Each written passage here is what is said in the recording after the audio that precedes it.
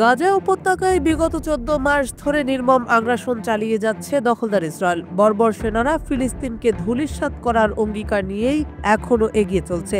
গাজা যুদ্ধ শুরুর কয়েক মাসের মাথায় ইসরায়েলি যুদ্ধবাজ প্রধানমন্ত্রী ঘোষণা দেন, যুদ্ধের পর ইসরায়েল গাজার সার্বিক নিরাপত্তা ব্যবস্থার নিয়ন্ত্রণ নেবে।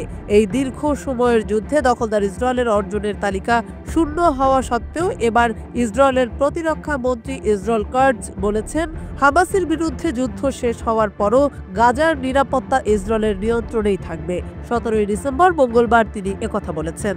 কাটজ সামাজিক যোগাযোগ মাধ্যম এক্সের এক পোস্টে বলেন, ইসরায়েল হামাসের সামরিক ও সরকারি সক্ষমতা ধ্বংস করার পর গাজার উপর নিরাপত্তা নিয়ন্ত্রণ এবং যে কোনো পদক্ষেপ নেয়ার পূর্ণ স্বাধীনতা পাবে। তিনি গাজার পরিস্থিতিকে অধিকৃত পশ্চিম তীরের পরিস্থিতির সাথে তুলনা করেছেন। ইসরায়েলি বাহিনী অধিকৃত পশ্চিম তীরে নিয়মিত অভিযান পরিচালনা করে। ইসরায়েলের দাবি, তাদের যুদ্ধের লক্ষ্য হচ্ছে হামাসের সামরিক পরাজয় নিশ্চিত করা। গাজার উপর ইসরায়েলের নিয়ন্ত্রণ যুক্তরাষ্ট্র, জাতিসংঘ ও অন্যদের যুদ্ধোত্তর দৃষ্টিভঙ্গির পরিপন্থী। যুক্তরাষ্ট্রের পররাষ্ট্রমন্ত্রী অ্যান্টনি ব্লিংকেন অক্টোবরে বলেন, গাজার যুদ্ধ এমনভাবে শেষ হওয়া দরকার যেন হামাসকে দূরে রাখা যায় এবং ইসরায়েল যেন গাজায় অবস্থান না করে তা নিশ্চিত করা যায়।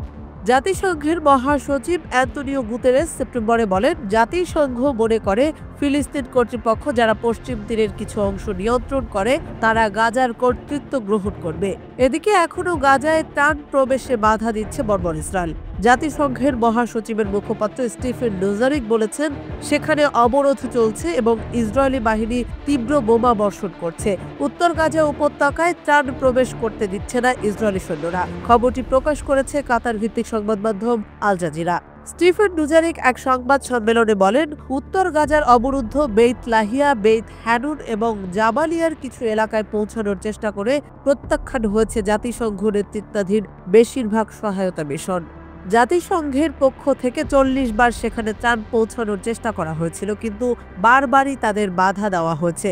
গাজার উত্তরাঞ্চলের বেসামরিক নাগরিকদের প্রয়োজনীয় চাহিদা মেটাতে এবং মানবিক সহায়তা প্রদানে সহায়তার জন্য ইসরায়েলকে আহ্বান জানিয়েছে ডুজারিক।